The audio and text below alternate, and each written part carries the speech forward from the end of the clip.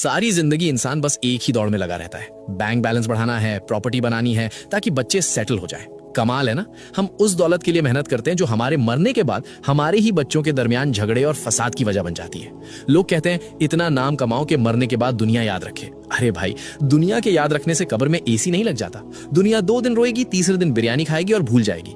असली इन्वेस्टमेंट वो नहीं जो बैंक में पड़ा है, बल्कि वो है जो आपके जाने के बाद भी आपके खाते में करेंसी यानी नेकियां भेजता रहे।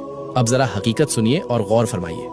इस्लाम में इसे कहते हैं सदकाए जारिया, यानी वो नेकी जिसका सवाब इंसान के इंतकाल के बाद भी रुकता नहीं बल्कि कयामत तक जारी रहता है। सही मुस्लिम की हदीस 1631 गवाह है कि मरने के बाद इंसान के अमाल का सिलसिला खत्म हो जाता है सिवाय 3 चीजों के, जिनमें से एक है वो नेकी जिसका नफा यानी बेनिफिट लोगों को पहुंचता रहे। तो अगर आप चाहते हैं कि कब्र की तन्हाई में भी आपका रिवॉर्ड सिस्टम चालू रहे तो ये 6 काम आज ही नोट कर लें। कुरान पाक, किसी को कुरान मजीद तोहफे में दे, जब जब वो पढ़ेगा हर हर्फ पे आपको सवाब मिलेगा। व्हील चेयर, किसी अस्पताल में मरीजों के लिए व्हील चेयर डोनेट कर दें। जब तक कोई लाचार या बीमार उसे इस्तेमाल करेगा आपका खाता चलता रहेगा। मस्जिद की तामीर में हिस्सा लें, ईंट रख दें या पंखा लगवा दें, ये अल्लाह का घर है, यहाँ इन्वेस्टमेंट कभी डूबती नहीं। पानी का इंतजाम, कोई कुआं खुदवा दें, बोरवेल लगवाएं या किसी पब्लिक जगह पे वाटर कूलर रख दें। जब भी कोई इंसान, परिंदा या जानवर अपनी प्यास बुझाएगा आपकी रूह को ठंडक मिलेगी।